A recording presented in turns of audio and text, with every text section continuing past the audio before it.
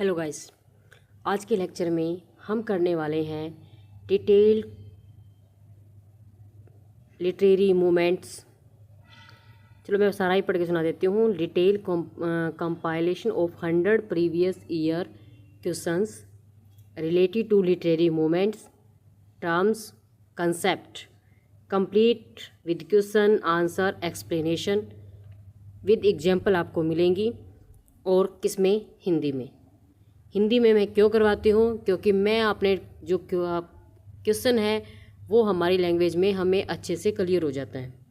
और जो हमारी नई एजुकेशन पॉलिसी आई है उसके अंदर भी आपको साफ साफ लिखा हुआ है कि आपको अपनी जो मदर टंग है उसका यूज करना है बच्चों को समझाने के लिए। ठीक है। अब कुछ बच्चे मुझे ये बोलते रहते हैं कि मैं सारा का सारा कंटेंट इंग्लिश में दूं, तो मैं आपको बता देती हूँ कि मैंने अपना चैनल ही उन बच्चों के लिए बनाया है जो हिंदी में समझना चाहते हैं इंग्लिश के साथ साथ। ठीक है। तो हिंदी में मैं साथ साथ ज़रूर ही समझाऊंगी उन बच्चों को। मैं साथ में इंग्लिश भी यूज करती हूँ। ऐसा नहीं है कि मैं कंप्लीट हिंदी में ही पढ़ाती हूँ। मैं पहले इंग्लिश में पढ़ाती हूँ क्वेश्चन, उसके बाद उसको समझाने के लिए उसकी एक्सप्लेनेशन किस में देती हूँ? मैं हिंदी में देती हूँ। ठीक है। और वही काफ़ी दिन के कई दिन से के बाद मैंने क्लास ली है।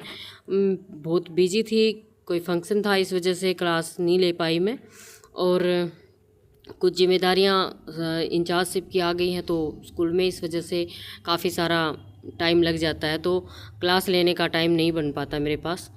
फिर भी मैं हर दिन सोचती हूँ कि मैं एक क्लास आपकी ज़रूर लूँ। अब कोशिश करूँगी कि एग्ज़ाम तक एक क्लास आपकी मैं डालूँ। ठीक है।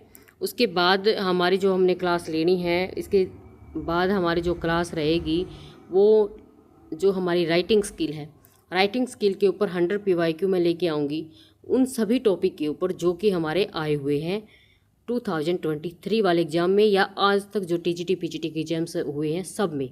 ठीक है। तो आज का लेक्चर शुरू करते हैं। टाइम बिल्कुल भी वेस्ट नहीं करेंगे, आपके पास टाइम बिल्कुल भी नहीं है। Literary movements. Which literary movement emphasis emotion and individualism? कौन सी साहित्यिक धारा भावना और व्यक्तिगतता पर जोर देती है? यानी इमोशन और इंडिविजुअलिज्म किस में है? आपने पढ़ा हुआ अगर रोमांटिसिज्म में, रोमांटिसिज्म व्यक्तिगत भावनाओं, प्रकृति, अद्भुत, सॉरी क्या था, चलो इंग्लिश में पढ़ लेते हैं इसको, नेचर एंड द सबलिम। ठीक है। यानी कि अद्भुत, सबलिम जो होता है अद्भुत चीज़ों के ऊपर क्या करता है? जोर देता है, जो औद्योगिकरण और तर्कवाद के खिलाफ एक प्रतिक्रिया थी। उसके बाद विलियम वर्ड्सवर्थ की कविता अक्सर रोमांटिक आदर्शों को दर्शाती है। रोमांटिक, अगर आपका रोमांटिक के ऊपर कोई भी आ जाए, चाहे आपका शॉर्ट क्वेश्चन आता है चाहे बड़ा क्वेश्चन आता है, तो दो चीज़ें आपको याद रखनी है। उसके अंदर क्या होती हैं? पर्सनल फीलिंग होती है, नेचर होता है, और क्या होता है? इंडिविजुअलिज्म होता है। ठीक है। इंडिविजुअलिज्म और इमोशन दोनों चीज़ें किसके अंदर होती है? रोमांटिसिज्म में। नेक्स्ट क्वेश्चन देखते हैं। What does modernism refer in literature? आधुनिकता का क्या अर्थ है लिटरेचर में? तो ये क्या है? आंदोलन जो पारंपरिक रूपों से दूर गया और कहानी कहने की तकनीकों के साथ प्रयोग किया गया। यानी ये movement that broke away from, यानी जो ट्रेडिशनल फॉर्म से दूर चला गया, and experimental with narrative technique, और कहानी को कहने के लिए यानी कि जो भी टेक्निक यूज की गई है, नरेटिव टेक्निक का यूज किया गया किसी भी स्टोरी को एक्सप्लेन करने के लिए। तो आधुनिक निराशा और विखंडन को दर्शाती है। आधुनिकता निराशा को दर्शाती है और विखंडन को दर्शाती है। क्यों बताया था? मैंने आपको पहले ही बताया था कि जब युद्ध हो गया था उसके बाद लोगों का विश्वास हर चीज़ से उठ गया था, उनके अंदर एक निराशा आ गई थी। अक्सर आंतरिक स्व और व्यक्तिगत अनुभवों पर ध्यान केंद्रित करती है। जेम्स जॉयस की यूलिसिस एक आदर्श आधुनिकतावादी यानी मॉडर्न क्या है ये टेक्स्ट है। उसके बाद है आइडेंटिटी, एक की फीचर ऑफ शोरलिज्म। शोरलिज्म की एक प्रमुख विशेषता क्या है? यूज ऑफ बिजारे, बिजारे मीन्स क्या होता है? अजीब, एंड इलॉजिकल इमेजरी, और जो इलॉजिकल यानी कि निराधार चित्रण है उसका उपयोग करना। यूज ऑफ, आपको याद रखना है, बिजेरे एंड इलॉजिकल इमेजरी किसके अंदर? शोरलिज्म के अंदर। Surrealism aims to express the unconscious mind through dream-like illogical scenes and fantastical elements. Surrealism अचेतन मन को सपनों जैसे अवस्थित दृश्यों, जादुई तत्वों के माध्यम से व्यक्त करने का प्रयास करता है। जैसे सल्वाडोर डाली की पेंटिंग अक्सर क्या है? शोरलिज्म चित्रों को दर्शाती है। उसके बाद है what is the primary focus of social realism, सामाजिक यथार्थवाद का मुख्य ध्यान क्या था, तो depiction of everyday life and social issues. तो किसके अंदर जो रियलिज्म है, रियलिज्म के अंदर सब कुछ वही दिखाया गया था जो हमारी डे टू डे लाइफ में जो हमारी जो चीज़ें हो रही हैं, जो सोशल इश्यूज हो रहे हैं, उनके बारे में जो वर्क लिखे गए वो क्या किस में थे, वो रियलिज्म थे, यथार्थवाद था वो। तो social realism represent the struggle of the working class and the realities of life, सामाजिक यथार्थवाद श्रमिक वर्ग के संघर्षों और जीवन की वास्तविकताओं को दर्शाता है। तो John Steinbeck's the Grapes of Wrath illustrate the plight of migrate workers, यानी जॉन स्टेनबेक की ग्रेव्स ऑफ रेथ प्रवासी श्रमिकों की कठिनाइयों को चित्रित करती है। Which genre feature the adventures of a roguish hero, कौन सा साहित्यिक शैली एक सातिर नायक के कारनामों को दर्शाता है, तो कौन सा है आपको पता चल गया होगा, picaresque novel. Picaresque novel are episodic, यानी कि वो एपिसोडिक होते हैं, जैसे एपिसोड में सीरियल्स आते हैं जैसे ऐसे एपिसोड में आते हैं। And focus on a clever protagonist escapades, तो क्या होता है, यानी कि एक चतुर नायक के कारनामों पर वो क्या होता है, केंद्रित होता है। The adventure of Huckleberry Finn by Mark Twain is a famous picaresque novel, ठीक है, यानी कि हकलबरी जो फिन है वो मार्क ट्वाइन का क्या है, एक पिकासो नॉवल है। डिफाइन डायस्टोपियन लिटरेचर, यूटोपियन साहित्य की परिभाषा क्या है, यानी फिक्शन, डिपिक्शन, ऑपरेसिव सोसाइटीज़, यानी कि जहाँ पर सोसाइटी का दमन किया जाता है, यानी कि जहाँ पर सोसाइटी को हैरेसमेंट की जाती है, वह कथा जो दमनकारी समाजों को दर्शाती है। डायस्टोपियन साहित्य तानाशाही, निगरानी और व्यक्तित्व के हनन के विषयों की पड़ताल करता है। George Orwell's 1984 represent a totalitarian society, जैसे जॉर्ज ऑरवेल की 1984 एक तानाशाही समाज को प्रस्तुत करती है। What does the term bildungsroman refer to, bildungsroman शब्द किसे संदर्भित करता है, एक कमिंग ऑफ एज स्टोरी, एक परिपक्वता की कहानी, ठीक है, यानी कि बिल्डिंग्स रोमन एक कैसी, एक कमिंग ऑफ एज स्टोरी आ सकता है भी, जो बिल्डिंग्स रोमन है वो किसको का वर्णन करता है, आपको ये वर्ड याद होना चाहिए कि ये कमिंग ऑफ एज स्टोरी, एक कमिंग ऑफ एज स्टोरी, ठीक है। ऐसे क्वेश्चन बहुत आते हैं आपके इन सब क्या है एग्जाम में, एस्टेट और हरियाणा वाले एग्जाम्स में। Bildungsroman focus on the psychological and moral growth of the protagonist from youth to adulterhood, ठीक है, अडल्टहुड सॉरी। बिल्डिंग्स रोमन नायक से युवा से व्यस्तता यानी अडल्टहुड तक के मनोवैज्ञानिक और नैतिक विकास पर केंद्रित होता है। Charlotte Bronte Jain array is a classical example of buildings Roman, Charlotte Bronte की जैन आयर बिल्डिंग्स रोमन का एक क्लासिक उदाहरण है। Identify a characteristic feature of absurdism, absurdism असंबद्धता की एक विशेषता क्या है, emphasis on the meaningless nature of existence, यानी कि अस्तित्व की जो निरर्थकता है उसके ऊपर जोर देना, क्या है, कैरेक्टरिस्टिक फीचर ऑफ अपसर्डिज्म। उसके बाद है एक्सप्लेनेशन देख लेते हैं। अपसर्डिस्ट वर्क पोर्ट्रे इलॉजिकल और chaotic situations often highlighting human struggle, असंबद्धता के काम असंगत अव्यवस्थित स्थितियों को चित्रित करते हैं जो अक्सर मानव संघर्ष को उजागर करते हैं। सैमुअल बकेट की वेटिंग फॉर गोडोट असंबद्धता के रंगमंच का उदाहरण है। What is black comedy, black comedy क्या है, ह्यूमर डिराइव्ड फ्रॉम सीरियस और टैबू सब्जेक्ट्स, ठीक है, यानी कि गंभीर या वर्जित विषयों से उत्पन्न हास्य, ठीक है, क्या है ये, सीरियस और टैबू सब्जेक्ट्स, उसके यानी गंभीर और यानी कि ऐसे गंभीर विषय और वर्जित विषयों से जो कि हमें हंसी आती है वो black comedy. Black comedy often uses satire to highlight dark themes and social issues. Black comedy अक्सर अंधेरे विषयों और सामाजिक मुद्दों को उजागर करने के लिए व्यंग्य का उपयोग करती है, ठीक है। उसके बाद है जैसे Strangelove by Stanley Kubrick is a classical example of black comedy, जो स्टैनली कुब्रिक की Doctor Strangelove black comedy का एक क्लासिकल उदाहरण है। याद रखना है स्ट्रेंज याद रखना, स्ट्रेंज और स्टैनली कुब्रिक। उसके बाद है what does magical realism combine, magical realism क्या मिलाता है, realistic narrative with fantastic elements, यथार्थवादी कथा और जादुई तत्व। Magical realism represents magical elements as a natural part of everyday life, blending reality and fantastic. Magical realism जादुई तत्वों को रोज़मर्रा की ज़िंदगी का एक स्वाभाविक हिस्सा मानता है, वास्तविकता और कल्पना को जोड़ता है। यानी कि मैजिकल रियलिज्म क्या रिप्रेजेंट करता है? Magical elements as a natural part of everyday life, blending reality and fantastic. Magical realism जादुई तत्वों, यानी मैजिकल के अंदर क्या होते हैं? जादू की चीज़ें होती हैं, रोज जो एक ऐसी जादू की चीज़ें जो अपनी everyday life, day to day life होती है, उसका वो हिस्सा होती हैं जादुई चीज़ें। वास्तविक और कल्पना को ये क्या करता है? जोड़ देता है। यानी वास्तविकता होती है और जो कल्पना होती है, दोनों को जोड़ देता है। देखो, मैजिकल भी है और रियलिज्म भी है, यानी कि कोई चीज़ इसके अंदर मैजिक भी है और वो चीज़ रियल भी है, तो दोनों चीज़ों का मिक्सर है ये। नेक्स्ट क्वेश्चन में बात करते हैं। Gabriel Garcia Marquez 100 year of solitude is a hallmark of magical realism. Gabriel Garcia Marquez की 100 years of solitude magical realism का प्रतीक है। ठीक है। लिटरेरी टर्म्स में 11 से आगे क्वेश्चन है। What is an allegory? उपमा क्या है? Narrative with a deeper moral or political meaning, एक कथा जिसमें गहरी नैतिक और राजनीतिक अर्थ होता है। एलिगरी के अंदर क्या होता है? डीपर मोरल होता है और पॉलिटिकल, यानी मोरल भी चीज़ें होंगी और पॉलिटिकल मीनिंग भी होगा। ठीक है, यानी कि उससे आपको शिक्षा भी मिलेगी और साथ में वो क्या होगा? राजनीतिक भी होगा।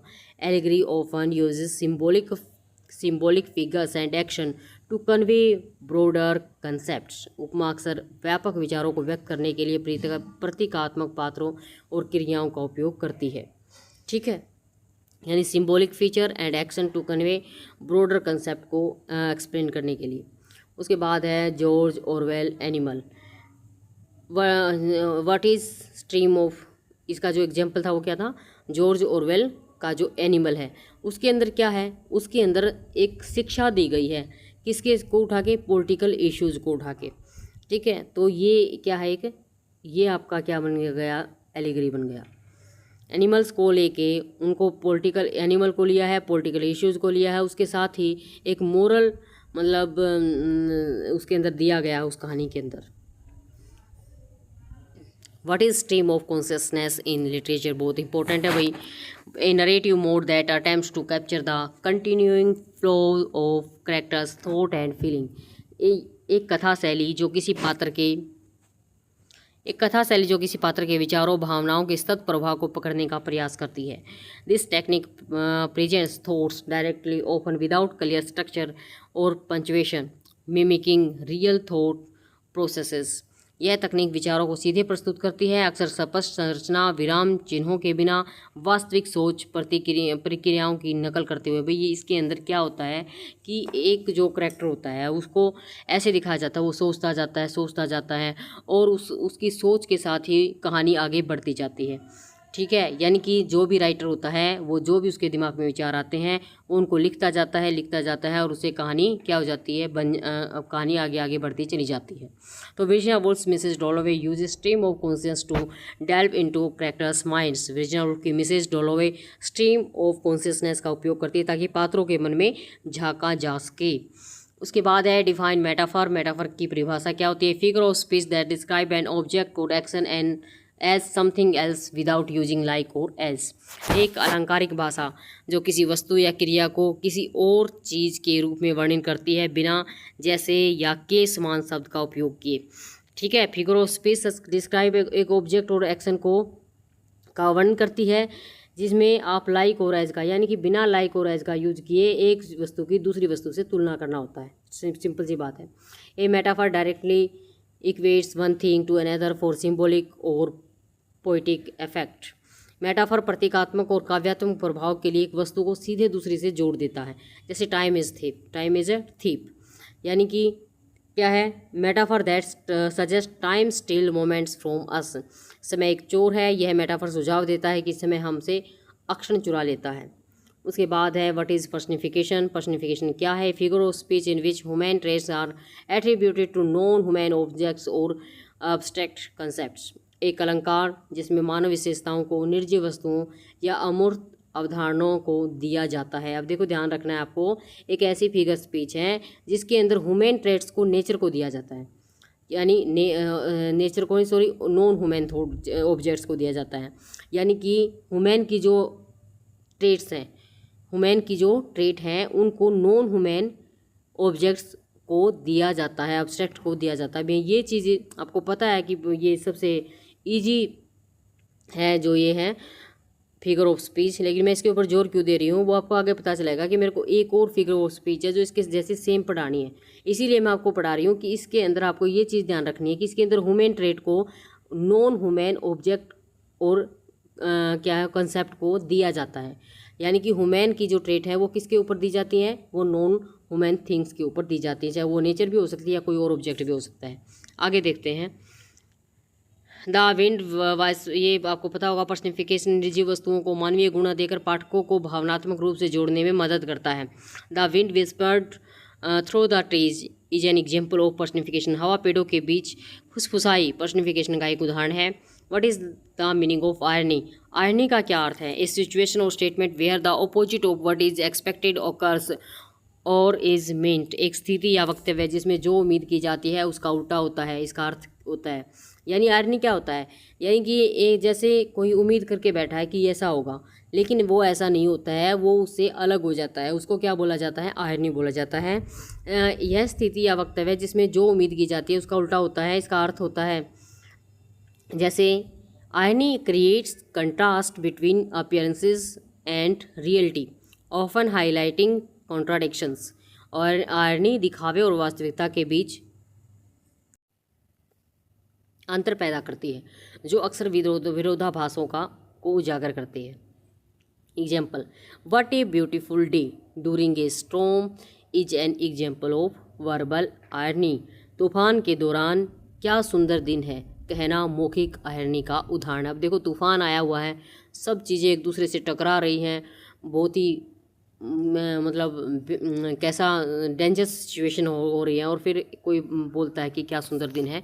तो ये कैसी है? जो ये मुंह से बोलने वाली मौखिक आयरनी का, ये वर्बली आयरनी का क्या है? उदाहरण है, एग्जाम्पल है। ऑक्सीमोरन क्या होता है? ऑक्सीमोरन की परिभाषा, a figure of speech in which two contradictory terms are combined for effect. एक अलंकार जिसमें दो विरोधाभासी शब्दों को प्रभाव के लिए जोड़ा जाता है। ठीक है। Oxymoron are often used to create dramatic or thought provoking contrast. Oxymoron नाटकीय या विचारोत्तेजक विरोधाभास पैदा करने के लिए उपयोग किए जाते हैं, जैसे डिफनिंग साइलेंस। डिफनिंग साइलेंस, अब एक तो डीप हो गया और दूसरा क्या हो जाएगा? Silence. Is an oxymoron where silence is portrayed as being loud, यानी बहरा कर देने वाली साइलेंस। अब बहरा क्या करती है? कोई चीज़ तेज़ होगी, जो तेज़ साउंड आ रही होगी वो हमें बहरा करेगी, साइलेंस कैसे बहरा करेगी? तो इस तरह से दो ऐसी चीज़ें, यानी कि जो अपोजिट हैं, जो विरोधाभास करती हैं, वो किस में आ जाएगी? ऑक्सीमोरन में आ जाएंगी। ठीक है। तो इसमें चुप्पी को जोरदार दिखाया गया है, जैसे बहरा कर देने वाली चुप्पी। What does hyperbole means? Hyperbole का क्या अर्थ है? An exaggerated statements not meant to be taken literary। अब देखो आपको ये सब इजी लगता होगा कि ये इतना सारा ये सब दिया हुआ है जो इजी है, ठीक है, लेकिन कई बार जो वर्ड हैं वो क्या नाम है, जो भी वर्ड दिए होते हैं, कई बार ऐसा होता है कि जो वो वर्ड हैं वो अलग दे दिए जाते हैं और आप कंफ्यूज हो जाते हो। जैसे एग्जैगरेटेड स्टेटमेंट, आपको याद रखना है exaggerated statement not meant to be taken literary. Hyperbole का क्या अर्थ है? एक अतिरंजित वक्तव्य जिसे शाब्दिक रूप से नहीं लिया जाना चाहिए। ठीक है, यानी कि ऐसी बातें जो कि बोलने में क्या होती हैं, सही नहीं होती हैं, यानी कि ऐसे इतना ज़्यादा किसी चीज़ को बढ़ा चढ़ा के बोलना। Hyperbole is used for emphasis और ह्यूमरस इफेक्ट। हाइपरबोल जोर देने या हास्य प्रभाव के लिए उपयोग किया जाता है। एग्जाम्पल देख लेते हैं। I have told U a million times is a hyperbole. मैंने आपको लाखों बार बताया, क्या कोई किसी को लाखों बार बता सकता है? हाइपरबोल का एग्जाम्पल है। ए डिफाइन ओनोमेटोपिया, यानी ओनोमेटोपिया की परिभाषा क्या है? Word that phonetically imitates the sound it describe. एक शब्द जो यानी कि भाई जिसके अंदर क्या होता है, साउंड होती है, ठीक है, एक ध्वन्यात्मक रूप से उस ध्वनि की नकल करता है जिसका यह वर्णन करता है। ठीक है, यानी कि उसके बाद है एक क्या था, onomatopoeia adds a sensory elements to writing helping the reader hear the sound described. Onomatopoeia लेखन में एक इंद्रिय तत्व जोड़ता है जिससे पाठक वर्णित ध्वनियों को सुन सके। जैसे buzz, clang are example of onomatopoeia. Buzz या क्लैंग ओनोमेटोपिया के उदाहरण हैं। What is the foreshadowing technique. Foreshadowing technique क्या है? अब देखो, ये आप ये सोच रहे होंगे कि ये सारी जो फिगर ऑफ स्पीच है वो आपको आती हैं। नो डाउट आपको आती होंगी, लेकिन पेपर से पहले एक बार हमें रिवीजन कर लेना चाहिए, क्योंकि कई बार क्या होता है कि जो क्वेश्चन हमें आता है वो भी गलत हो जाता है हमारा। इसीलिए मैं आपको ये रिवीजन करवा रही हूँ जो चीज़ें आपको आती है, लेकिन कुछ ऐसी चीज़ें भी आपको पेज में मिलेंगी जो आपको नहीं आती होंगी। ठीक है, तो फोर शैडोइंग टेक्निक क्या होती है? A literary device that gives an advance hint of what is to come later in the story। एक साहित्यिक उपकरण जो कहानी में आने वाली घटनाओं का पूर्ण संकेत देता है। Foreshadowing help build anticipation by suggesting future events। फोरशैडोइंग भविष्य की घटनाओं का संकेत देकर प्रत्याशा पैदा करने में मदद करता है। यानी dark clouds at the start of A novel में फोरशैडो एन इम्पैडिंग स्टॉर्म। यानी एक उपन्यास की शुरुआत में काले बादल एक आसन तूफान का संकेत दे सकते हैं। यानी पहले ही अगर आपका क्या शुरू होता है, आपका जो नॉवल है वो काले तूफान से शुरू होता है, तो इसका मतलब आपको समझ आ जाएगा कि इसके अंदर कुछ क्या होने वाला, बुरा होने वाला है, ऐसा कुछ। ठीक है। सिम्बोलिज्म क्या होता है? Define symbolism the use of symbol to represent ideas or techniques or qualities. विचारों या गुणों को दर्शाने के लिए प्रतीकों का प्रयोग।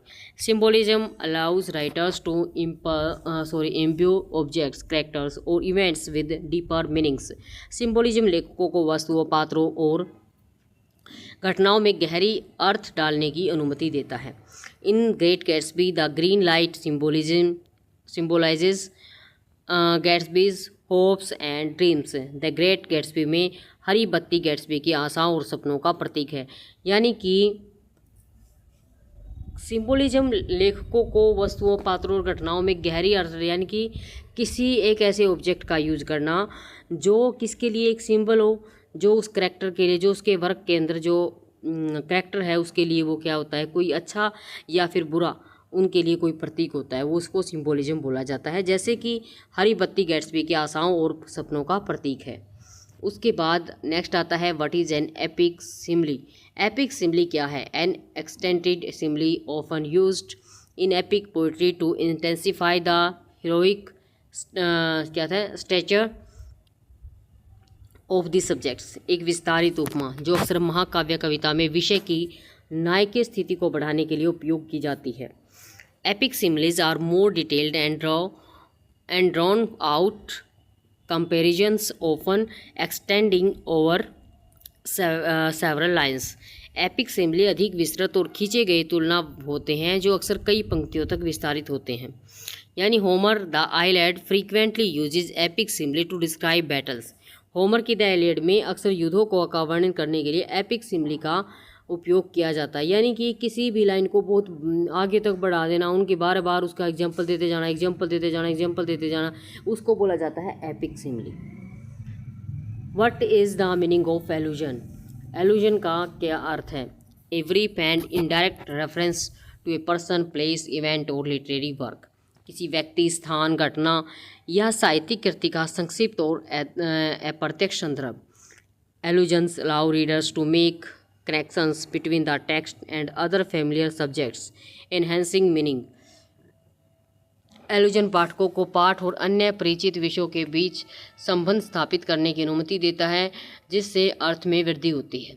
पाठकों को पाठ और अन्य परिचित विषयों के बीच संबंध स्थापित करने की अनुमति देता है, जिससे अर्थ में वृद्धि होती है। जैसे in the Waste Land T S. Eliot frequently alludes to the Bible and classical mythology. यानी वेस्टलैंड में टी.एस. एलियट बाइबल और शास्त्रीय पौराणिक कथाओं का अक्सर संदर्भ देते हैं। भाई एलूजन का मीनिंग क्या होता है?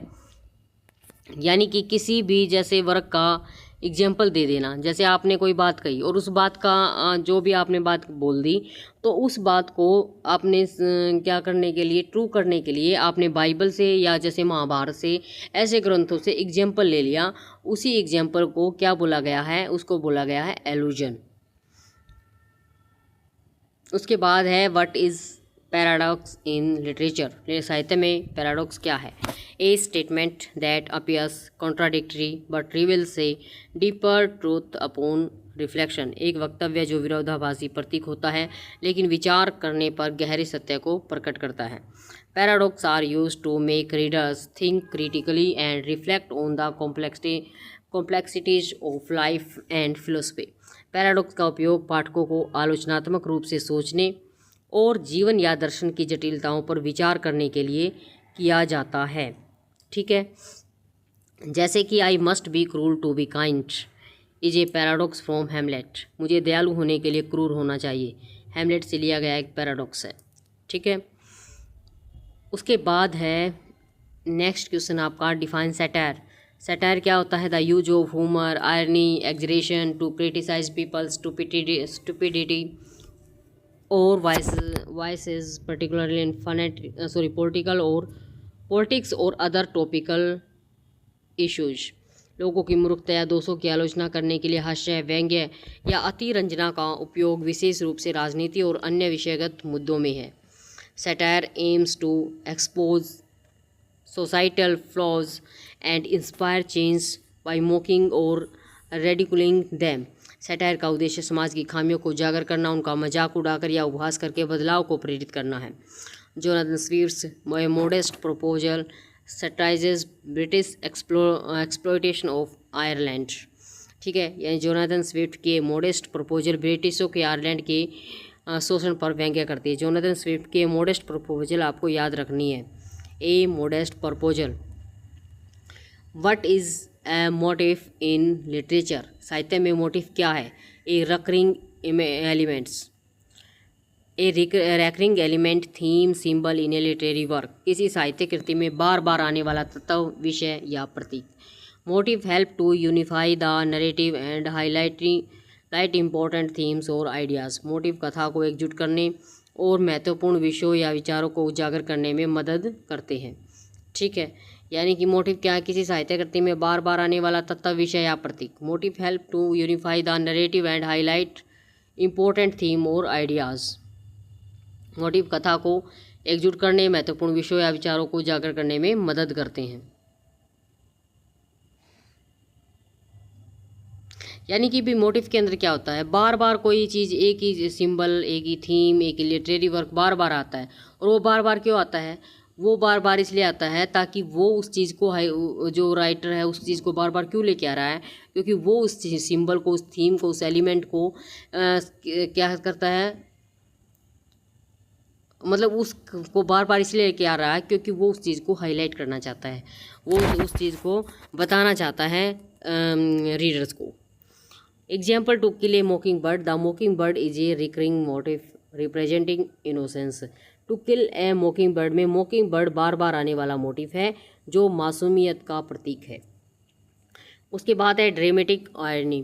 ड्रामेटिक आयरनी क्या है? Situation in which the audience knows something the character do not, एक ऐसी एक स्थिति जिसमें दर्शक कुछ जानते हैं जो पात्रों को नहीं पता होता है। Dramatic irony builds tension as the audience waits for characters to discover what they already know। यानी ड्रामेटिक आयरनी तनाव पैदा करती है क्योंकि दर्शक उस चीज़ का पता चलने का इंतजार करते हैं जो वे पहले से जानते हैं। In Romeo and Juliet the audience knows Juliet is alive but Romeo does not. ठीक है, leading to his tragic death. Romeo और जूलियट में दर्शकों को पता होता है कि जूलियट जीवित है लेकिन रोमियो को नहीं, जिसके कारण उसकी दुखद मृत्यु हो जाती है। अब जैसे आप कोई सीरियल देख रहे होते हो, सीरियल के अंदर ऐसे होता है कि आपको कोई जो बात होती है वो उसके कैरेक्टर्स को पता नहीं होती लेकिन आपको वो चीज़ पता होती है। और जब आप सीरियल देख रहे होते हो आपके अंदर बेचैनी होती है, आपके अंदर ये होता है कि इनको ये चीज़ पता चल जाए और सब कुछ ठीक हो जाए। ठीक है, ये चीज़ आपके अंदर होती है। आप जब भी सीरियल देखते हो या कुछ स्टोरी देखते हो तो वही जो टेंशन होती है वही क्या होती है, वो ड्रामेटिक आयरनी होती है जिसके अंदर जो आपके यहाँ जो दर्शक हैं वो वेट कर रहे होते हैं कि कैरेक्टर्स को सब पता चल जाए और सब ठीक हो जाए। उसके बाद व्हाट इज़ सिनेक्डोक। तो सिनेक्डोक की क्या है? एक figure of speech in which a part is use to represent the whole or vice versa. एक अलंकार जिसमें किसी भाग को पूरे का प्रतिनिधित्व करने के लिए या पूरे भाग के लिए प्रयोग किया जाता है। Synecdoche simplify complex ideas or object by focusing on a single representative part. Synecdoche जटिल विचारों या वस्तुओं को एक प्रतिनिधि भाग पर ध्यान केंद्रित करके सरल बनाती है। All hands on deck, use hands to represent the entire crew, यानी डेक पर सभी हाथ हैं, यानी हाथ पूरे दल का क्या कर रहे हैं, यहाँ पर प्रतिनिधित्व कर रहे हैं। क्या कह रहा है यहाँ पे, सिनेडिकी क्या होता है, जिसमें पूरे भाग को, जिसमें किसी भाग का पूरे का प्रतिनिधित्व करने के लिए एक अलंकार का यूज किया जाता है, या पूरे भाग के लिए, पूरे को एक को भाग के लिए प्रयोग किया जाता है। Define apostrophe in literature. साहित्य में अपोस्ट्रोफी क्या है? A figure of speech where a speaker directly addresses someone or something that is not present or can not respond. एक अलंकार जिसमें वक्ता किसी ऐसे व्यक्ति या वस्तु से सीधे बात करता है जो उपस्थित नहीं होता या प्रतिक्रिया नहीं दे सकता। Apostrophe allow a character to express thoughts or emotions to someone absent, dead or imagery.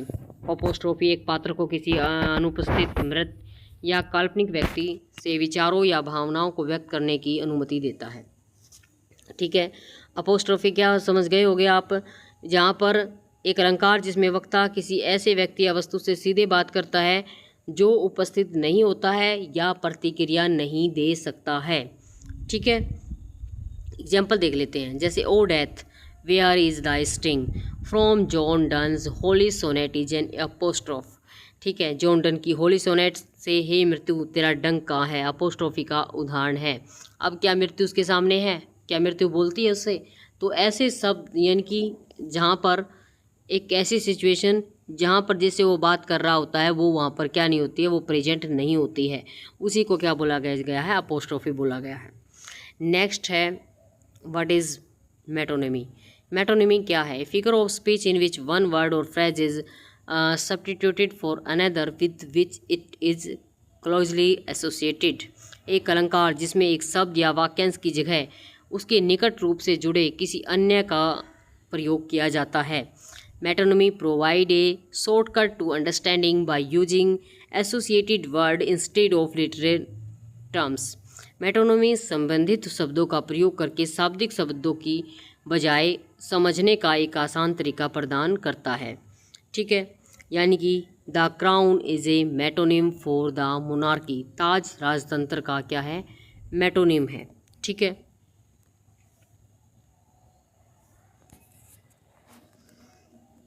Define epiphany in literature. साहित्य में एपिफेनी की परिभाषा क्या है?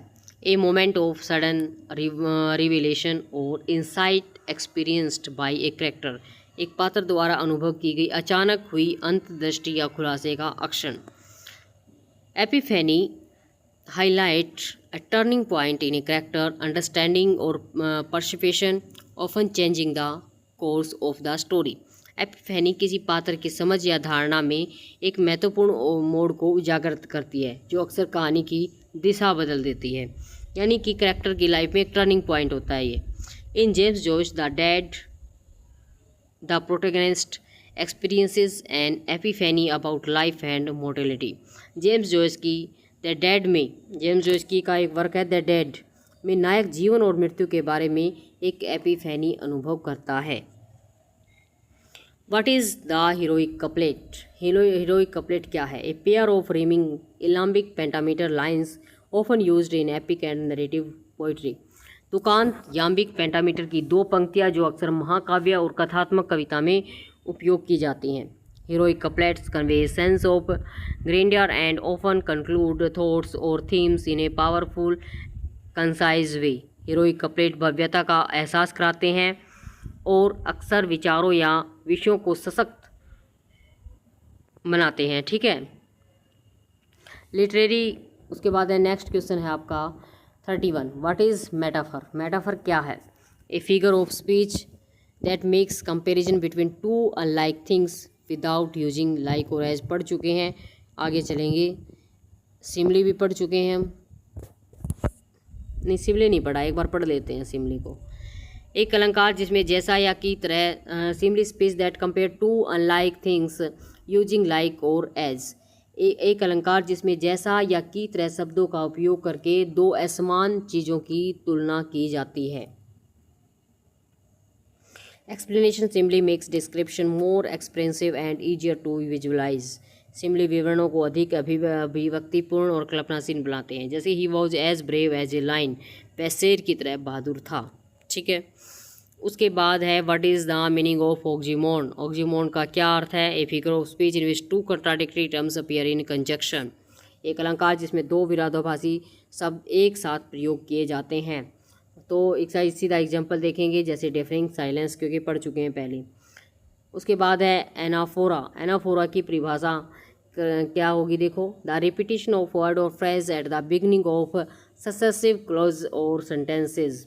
लगातार आने वाले उपवाक्य और वाक्यों की शुरुआत में किसी शब्द या वाक्यांश की पुनरावृत्ति, यानी कि anaphora is use to create rhythm, emphasis, points and evoke strong emotions. Anaphora का उपयोग लय बनाने, बिंदुओं पर जोर देने, भावनाओं को प्रबल करने के लिए किया जाता है।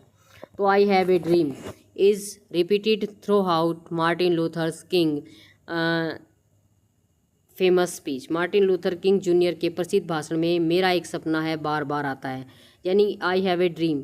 आई हैव ए ड्रीम बार बार वो यूज करते हैं किसके अंदर? अपने स्पीच के अंदर। तो आई हैव ए ड्रीम उनका क्या हो गया? एनाफोरा हो गया। हाइपरबोल पढ़ चुके हैं। उसकी व्हाट इज़ द फोरशैडोइंग भी हम पढ़ चुके हैं। उसके बाद आता है पर्सनिफिकेशन पढ़ चुके हैं। एलिट्रेशन पढ़ा देते हैं एक बार। एलिट्रेशन क्या है?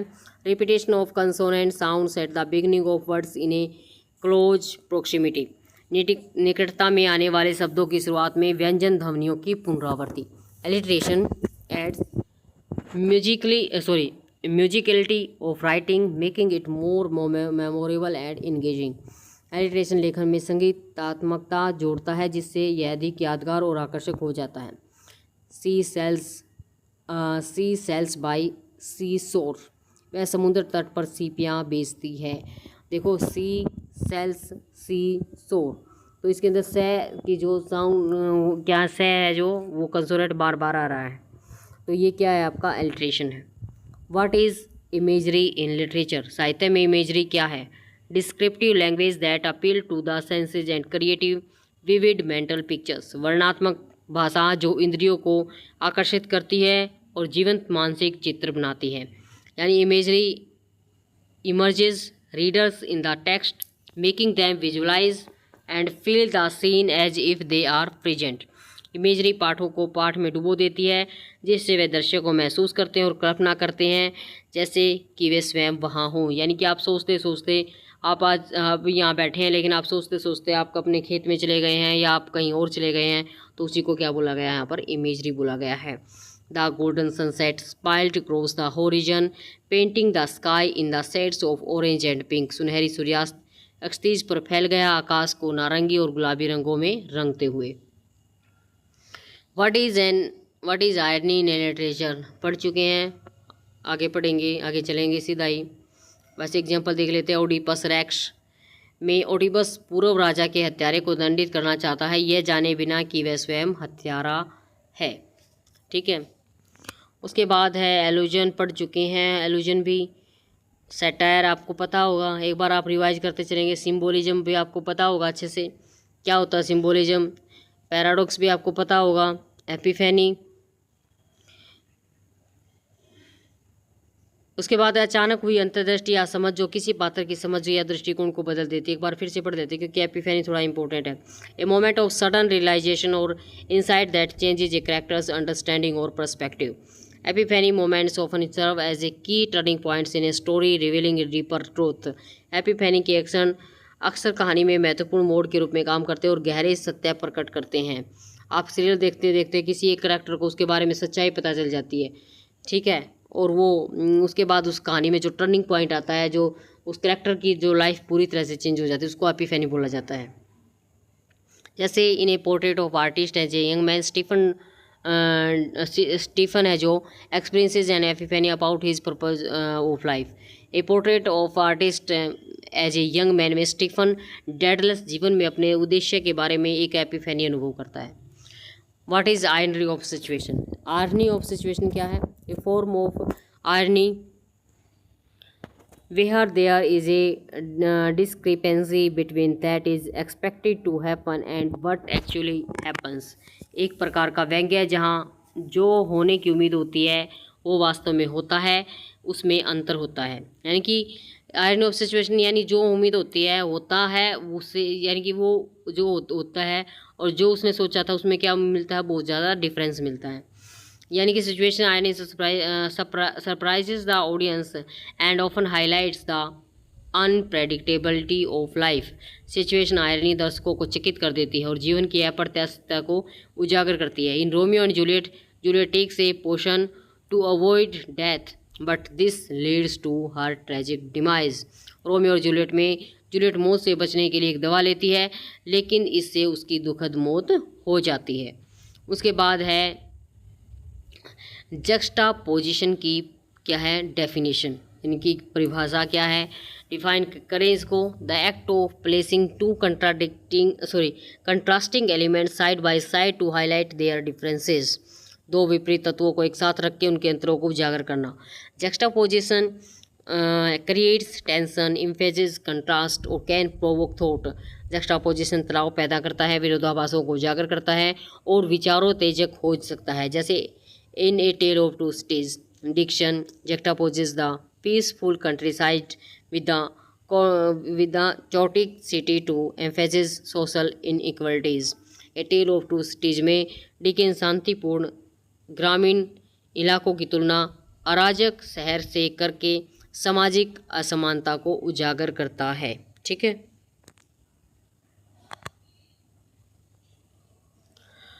उसके बाद आता है आपका what is free verse.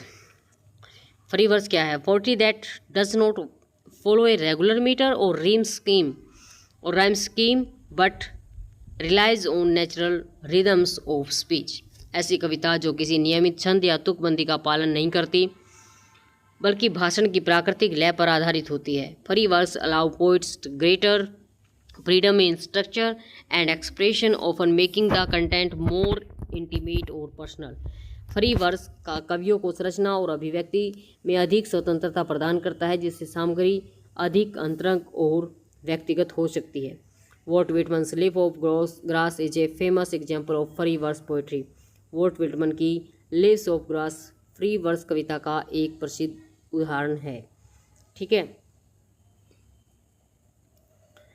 What is stream of consciousness पढ़ चुके हैं, आगे चलेंगे। मोटिव भी पढ़ चुके हैं, बार बार किसी चीज़ का आना, रिलेटेड टेंस मोमेंट्स। उसके बाद इमेजरी हम पढ़ चुके हैं।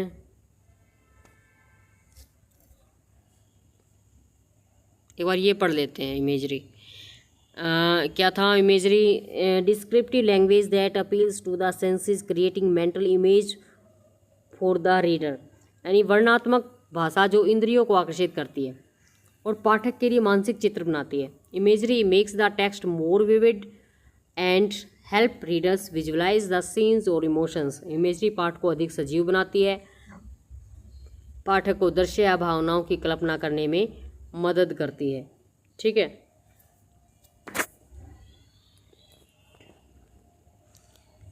जैसे the golden rays of setting sun cast a warm glow over the meadow. डूबते सूरज की सुनहरी किरणें घास के मैदान पर एक गर्म चमक बिखेर रही थी।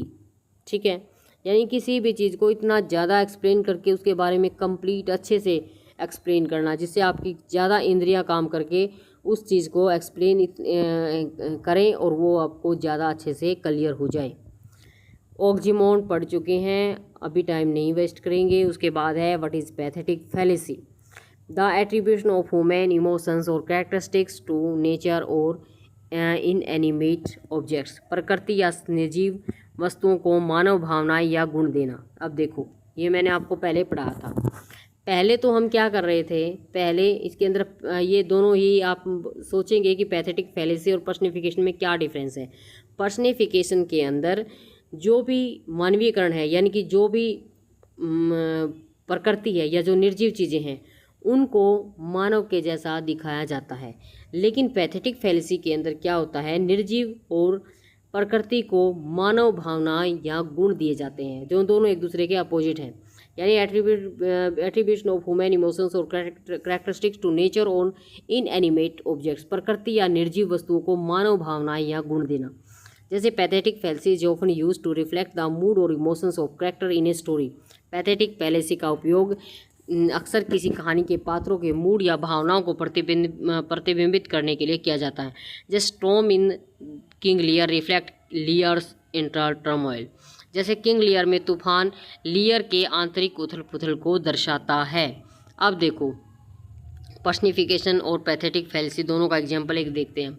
जैसे कि हम बोलते हैं कि बादल क्या कर रहे हैं, बादल रो, जैसे बारिश हो रही है, ठीक है। एक तो आप सिंपल ये बोलते हो कि बादल रो रहे हैं, ठीक है, बादल के आंसू आ रहे हैं, बादल रो रहे हैं, ठीक है। ये तो आपने जनरल बोल दिया, आपने सिंपल बोल दिया, जनरल बोल दिया, तो ये हो गया पर्सनिफिकेशन।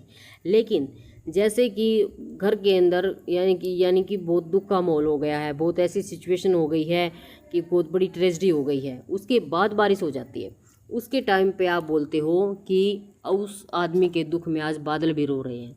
तो ये हो गई आपकी पैथेटिक फैलेसी। यानी कि जो भी करैक्टर होते हैं उनके लिए प्रकृति का यूज करना, उनके स्वभाव को एक्सप्लेन करने के लिए, यानी मानव के स्वभाव को एक्सप्लेन करने के लिए प्रकृति का यूज करना। डिफाइन मेटोनिमी पढ़ चुके हैं, एंटीथेसिस पढ़ेंगे। एंटीथेसिस क्या है? Rhetorical device where two opposing ideas are presented in a sentence to create contrast. एक अलंकारिक उपकरण जिसमें एक वाक्य में दो विरोधी विचार प्रस्तुत किए जाते हैं ताकि विरोधाभास उत्पन्न हो। Antithesis emphasis contrast and highlight the differences between two ideas. Antithesis विरोधाभास पर जोर देता है और दो विचारों के बीच के अंतर को उजागर करता है। It was the best of time, it was the worst of times. यानी यह समय का सबसे अच्छा है और सबसे बुरा दौर, यह समय का सबसे अच्छा और सबसे बुरा दौर था। उसके बाद पोस्ट टेक्सचुअलिज्म। पोस्ट टेक्सचुअलिज्म की परिभाषा क्या है?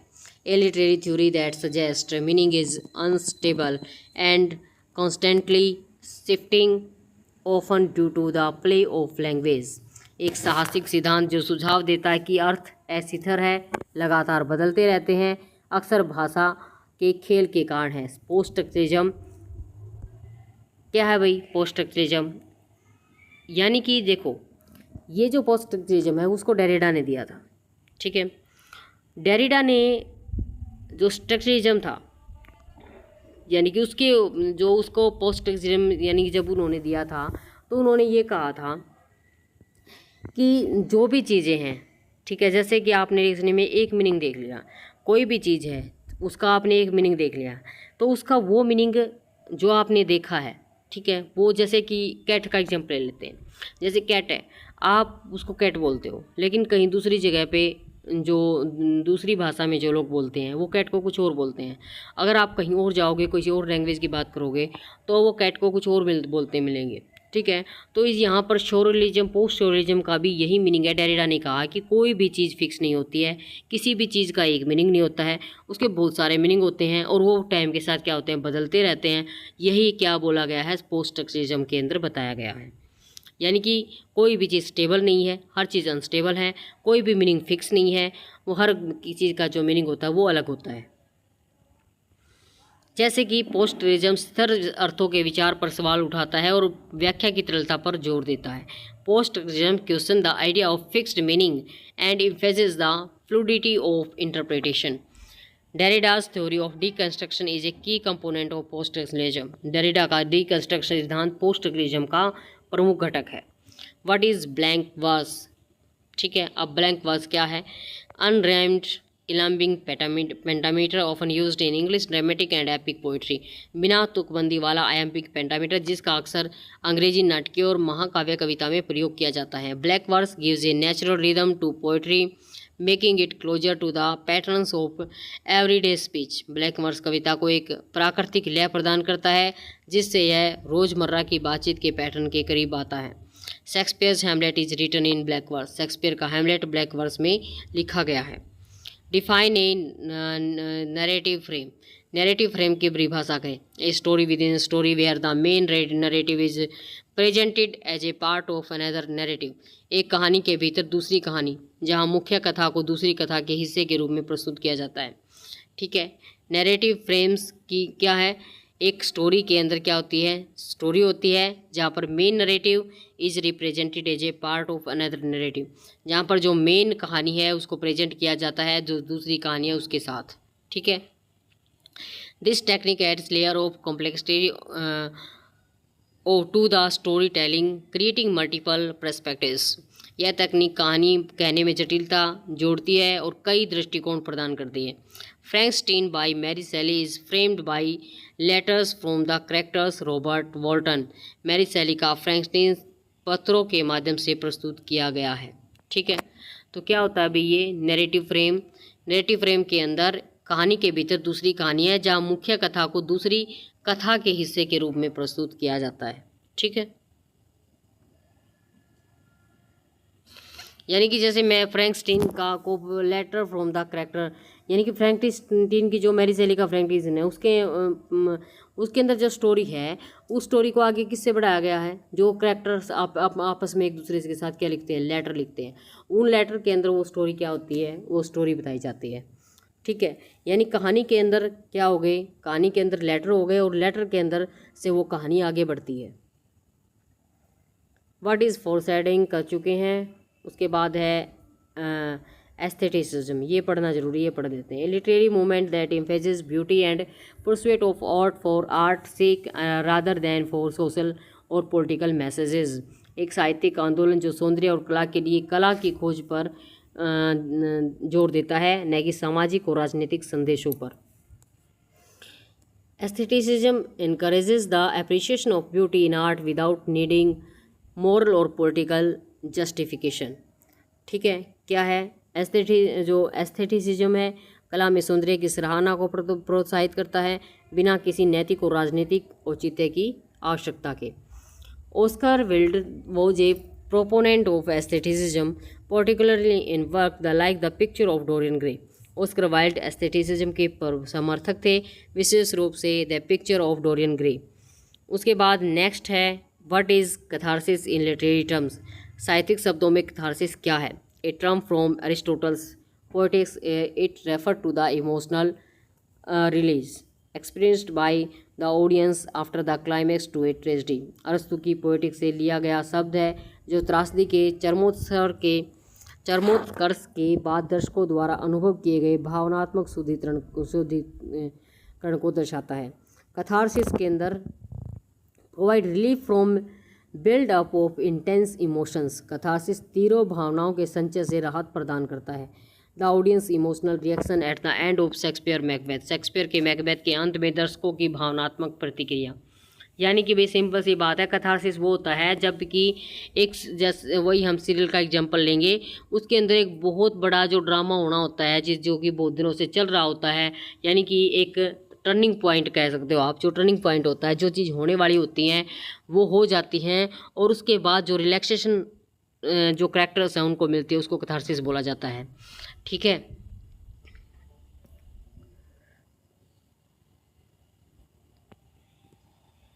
Define antithesis. एंटीथेसिस की परिभाषा हम पढ़ चुके हैं। व्हाट इज़ न्यू क्रिटिसिज्म, ये पढ़ना है। ये जो थ्योरी है वो भी किसने दी थी, इसमें भी इसके भी जो समर्थक थे वो कौन थे, डेरिडा थे।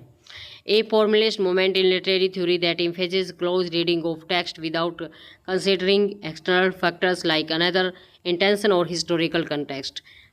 साहित्यिक सिद्धांत में एक औपचारिक आंदोलन जिसने लेखक की मंशा या ऐतिहासिक संदर्भ जैसे बाहरी कारकों पर विचार किए बिना पाठ के निकट पठन पर जोर दिया। यानी न्यू क्रिटिसिज्म ये कहता है कि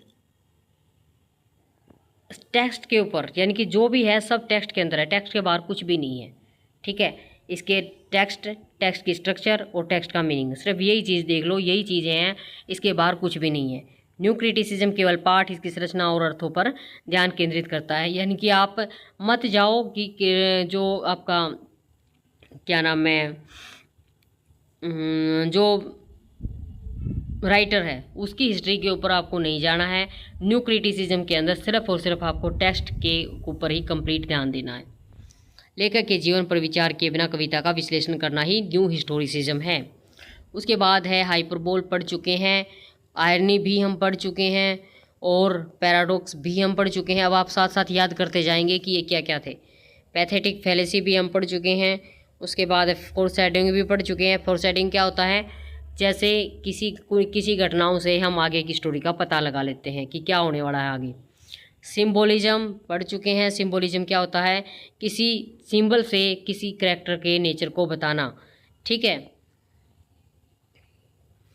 डीकंस्ट्रक्शन इन लिटरेरी थ्योरी, साहित्यिक सिद्धांत में डीकंस्ट्रक्शन क्या है? A method of literary analysis that questions the ability of language to represent reality and seeks to reveal multiple contradictory meaning within a text. साहित्यिक विश्लेषण की एक ऐसी विधि जो वास्तविकता को प्रस्तुत करने की भाषा की अक्षमता पर सवाल उठाती है और किसी पाठ में कई विरोधाभासी अर्थों को उजागर करने का प्रयास करती है। Deconstruction focus on the instability of meaning in text. Deconstruction पाठों में अर्थ की अस्थिरता पर ध्यान केंद्रित करता है। Jacques Derrida's work emphasis constructing philosophical text. Jacques Derrida के कार्य दार्शनिक ग्रंथों को डीकंस्ट्रक्ट करने पर जोर देते थे। भाई जो ये थ्योरी है ना, डीकंस्ट्रक्शन थ्योरी है, ये सारी जो डेरिडा ने थ्योरी दी है ना, डेरिडा का सिर्फ एक ही कहना था कि कोई भी मीनिंग फिक्स नहीं है। ठीक है, कोई भी चीज़ फिक्स नहीं है, प्रकृति के अंदर हर चीज़ चेंज होती है। अगर क्या नाम है, कंस्ट्रक्शन जो थ्योरी थी ना, कंस्ट्रक्शन जो थ्योरी थी उसके अंदर क्या था कि कोई भी चीज़ फिक्स है। ठीक है, हर चीज़ हर किसी का मीनिंग फिक्स है। लेकिन डीकंस्ट्रक्शन जो थ्योरी आई थी उसके अंदर सिर्फ डेरिडा ने यही बात की है कि कोई भी चीज़ फिक्स नहीं है, सब का मीनिंग बदलता है।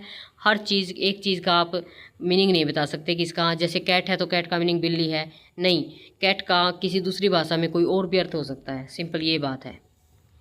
नेक्स्ट है व्हाट इज़ मेटोनिमी पढ़ चुके हैं। सेनेडिकी पढ़ चुके हैं। सेनेडिकी क्या होता है, एक वस्तु से, एक हिस्से से पूरा, जैसे एक हिस्से से किसी पूरी चीज़ को दर्शाना, यानी पूरे समूह को दर्शाना। जैसे हाथों से पूरे नाविकों के समूह को दर्शा दिया था। सबलिम आपको पता होगा क्या होता है, रोमांटिसिज्म से है इसका संबंध।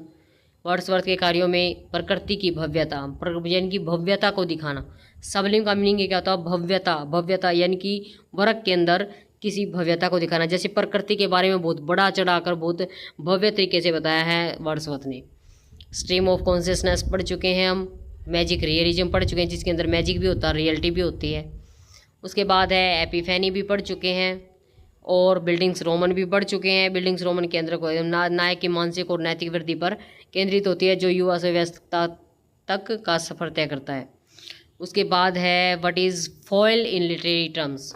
अब शब्दों में फॉयल क्या होता है, एक character who contrast with another character, usually the protagonist, to highlight qualities of the main character. एक पात्र जो दूसरे पात्र, आमतौर पर नायक के विपरीत होता है, ताकि मुख्य पात्र के गुणों को उजागर किया जा सके।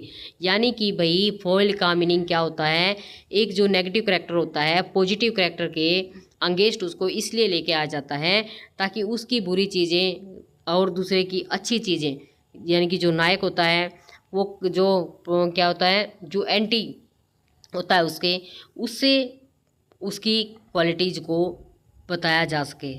ठीक है, जैसे कि अब किसी के अंदर कोई बुरी चीज़ है और दूसरे के अंदर वो अच्छी चीज़ है, तो वो उसका आप कंपैरिजन करेंगे, उस कंपैरिजन से जो अच्छी चीज़ें हैं उसकी आपको पता चल जाएंगी। A foil is often used to enhance the traits of the main character by contrast. एक फॉयल का उपयोग अक्सर मुख्य पात्र के गुणों को विरोधाभास द्वारा बढ़ाने के लिए किया जाता है। जैसे doctor Watson's as a foil to Sherlock Holmes. Doctor Watson Sherlock Holmes के विपरीत एक फॉयल के रूप में है। What is हब्रिस। हब्रिस क्या है, एक्सेसिव प्राइड और self confidence that leads to the downfall of a character in Greek tragedies. अत्यधिक गर्व या आत्मविश्वास जो ग्रीक त्रासदियों में किसी पात्र के पतन का कारण बनता है। Hubris is a common flaw in a tragic heroes. Hubris त्रासदी नायकों में एक सामान्य दोष है।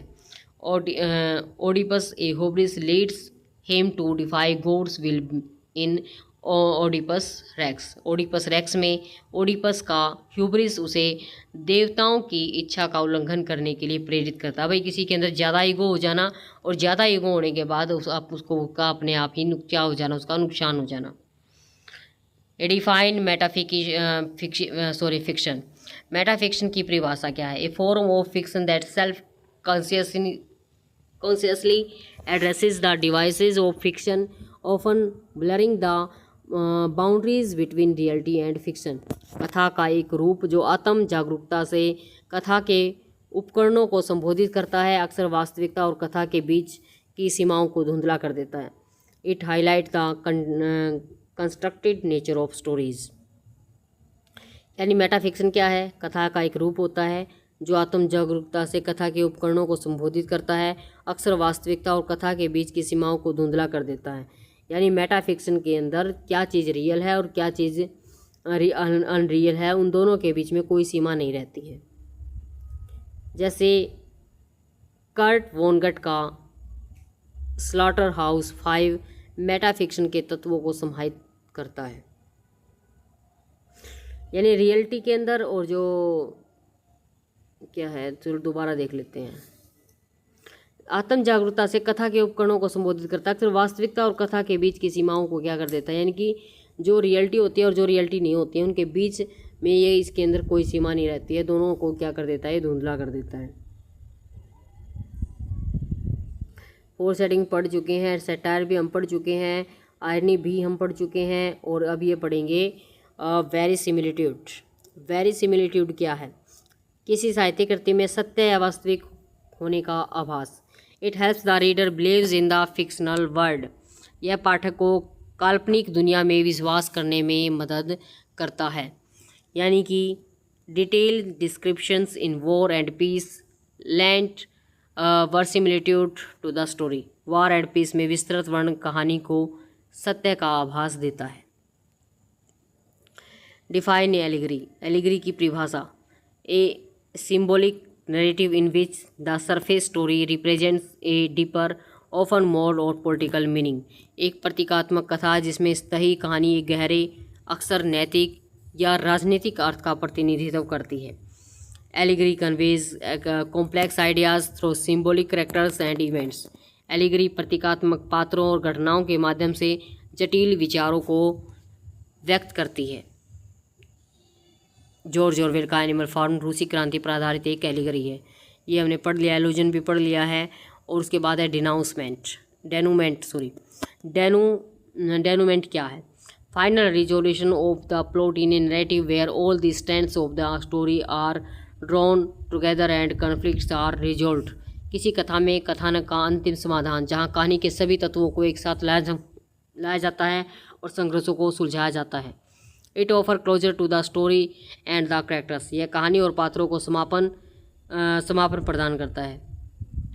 हेमलेट की मृत्यु के बाद होता है जब डेनमार्क की में व्यवस्था बहाल होती है। देखो भाई, जब भी कोई सीरियल चल रहा होता है, जब सारे कैरेक्टर को एक साथ ला जाता है और जो भी होना होता है वो चीज़ हो जाती है और सारा समाधान हो जाता है और जो सीरियल है वो ख़त्म होने वाला होता है, तो वही है जो अंतिम समाधान होता है, उसको क्या बोला गया है? डेनूमेंट बोला गया है। उसके बाद है एपिस्ट्री नोवेल। एपिस्ट्री नोवेल की परिभाषा क्या है? Novel written as a series of documents such as letters और डायरी एंट्रीज। एक उपन्यास जो पत्रों या डायरी प्रविष्टियों जैसे दस्तावेजों की श्रृंखला के रूप में लिखा गया हो। It provides first person perspective on the events and characters. ठीक है, यानी ये उपन्यास जो पत्र से लिखा गया हो, डायरी से लिखा गया हो, कि यानी श्रृंखला के रूप में लिखा गया हो, उसको हम क्या बोलेंगे? एपिस्ट्री उपन्यास। यह घटनाओं पात्रों पर प्रथम पुरुष दृष्टिकोण प्रदान करता है। Samuel Richardson Pamela is an example of an epistolary novel.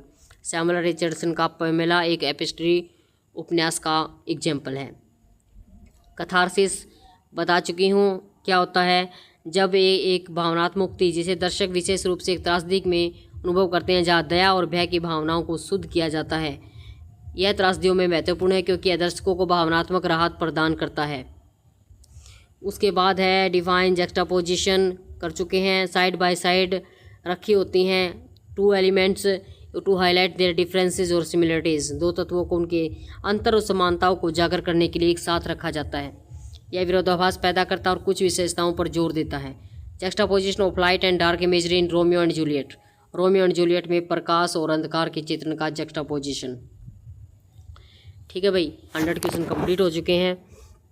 अगर आपको मेरी वीडियो पसंद आ रही है please like share and subscribe my channel and thanks for watching.